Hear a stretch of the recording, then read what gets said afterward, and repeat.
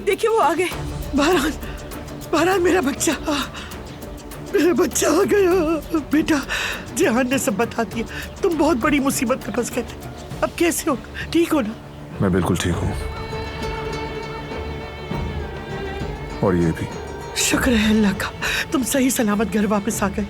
अल्लाह तुम्हें बहुत लंबी जिंदगी दे बेटा। शुक्र है खुदा का कि तुम्हें कुछ नहीं हुआ बारान। वैसे दोबारा जिंदगी मिली है? कितनी बार मिली है? फालतू बातें मत करो, ये इन बातों का वक्त नहीं। ये सब क्या हो रहा है यहाँ?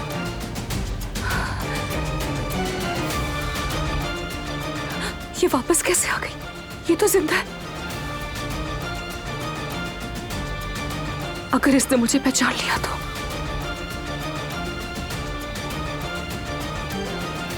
मेरे बच्चे, अगर तुम्हें कुछ हो जाता तो हम क्या करते?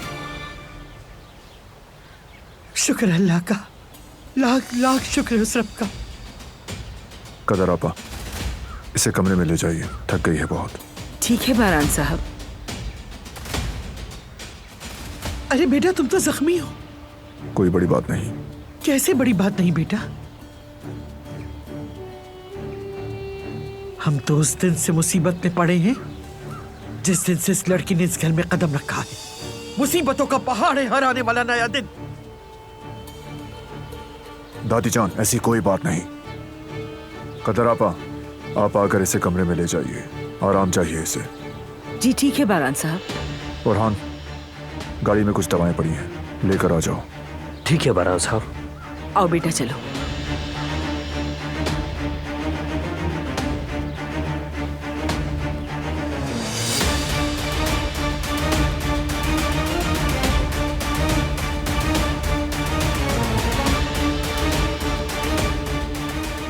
जहरीली नागिन, मेरे ही पोते को मेरा दुश्मन बना दिया।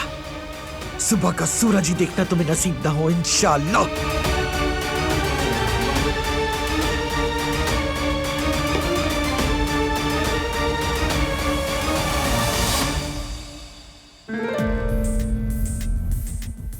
कैसे हो सकता है? कैसे पॉसिबल है कि वो मरी ही नहीं? अब मेरा क्या होगा? अगर उसने मुझे देख लिया तो क्या? और बारान को बता दिया कि मैंने उसे किडनैप किया था, तो फिर मैं क्या करूंगी?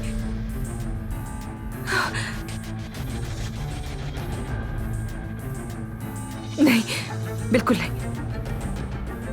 अगर बारान को पता होता तो वो कब का मेरे दरवाजे पर आ चुका होता। ठीक है दारिया, डरने की कोई जरूरत नहीं। सब कुछ मेरे कंट्रोल में है, लेकिन मुझे इस बात का पता तो लगाना ही पड़ेगा। उसने क्या देखा, क्या बोला, सब कुछ।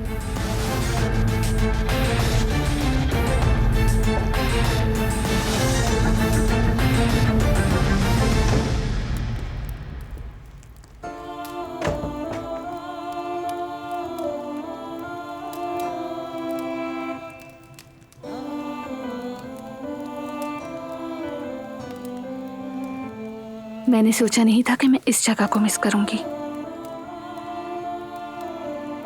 जानती हो हम तुम्हारे लिए कितना परेशान हो गए थे।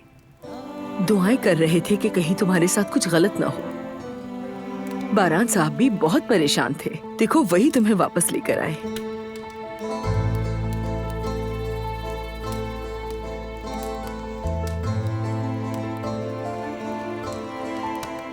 मेरी जिंदगी बचाने के लिए उसने अपनी जिंदगी खतरे में डाल दी। मैं ये नहीं भूल सकती। आजाद साहिबा हक पर है। आज अगर उसे कुछ हो जाता।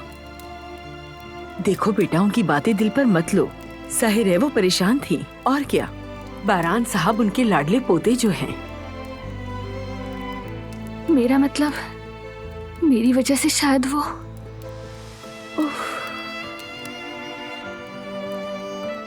इन बातों का कोई फायदा नहीं, छोड़ दो बेटा। सब खत्म हो गया। खुदा ने तुम दोनों को फिर मिला दिया। अब तुम जाकर फ्रेश हो जाओ, तुम्हें अच्छा लगेगा। भूख लगी होगी ना? मैं अभी तुम्हारे लिए खाना बनाती हूँ। अब तुम घर आ गई हो ना, तो बेहतर यही है कि इन बातों को छोड़ दो, तुम परेशान हो जाओगी।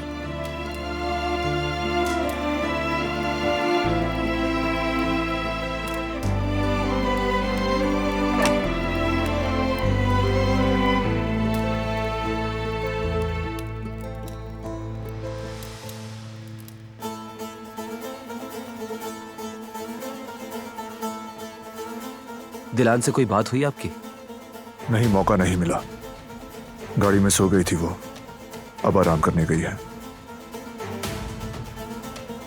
ये किसका काम हो सकता है? किसकी इतनी जुर्रत, किसकी इतनी जुर्रत कि मेरी बीवी को अगवा करे? आप परेशान मत हो, जिसने भी ये किया है जल्द सामने आ जाएगा। उससे आना पड़ेगा, आना पड़ेगा, वरना मैं नहीं जानता कि मैं कितने लोगों को आग में झोंक दूंगा। जल्दी ढूंढो उसे। बरहान भाई, थोड़ा सुकून से। कैसे सुकून करूं मैं?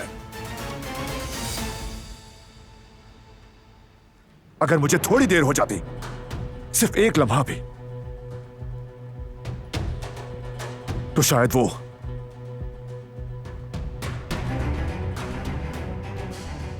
मर सकती थी। करीम,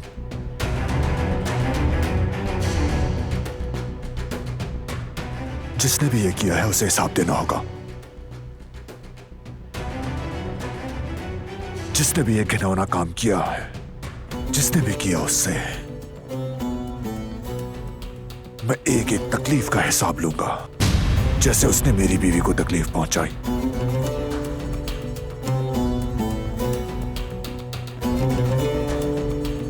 वो जो बंदा है सूफी, वो भी तो हो सकता है इसके पीछे। मुझे उससे बात करनी है। सूफी से? लेकिन वो तो जेल में है।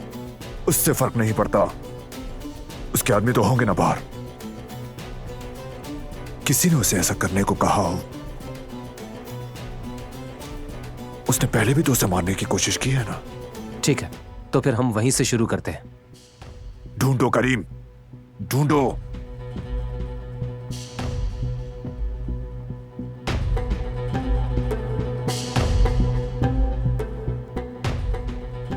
तो इन्हें अभी तक कुछ नहीं पता चला, लेकिन किसी वक्त भी मालूम हो सकता है।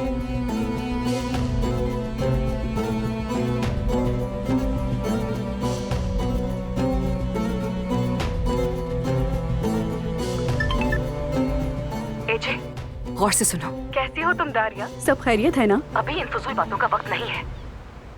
एजे, हमें जल्द से जल्द कुछ करना होगा। बरहान दोबारा सूफी को कॉल करने वाला है। लेकिन क्यों? वो मामला तो खत्म हो गया था ना। मुझसे सवाल मत करो एजे।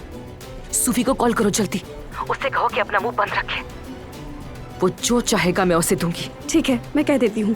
जल्दी काम करो एजे, हमारे पास वक्त नहीं है। अभी कॉल करो, अभी।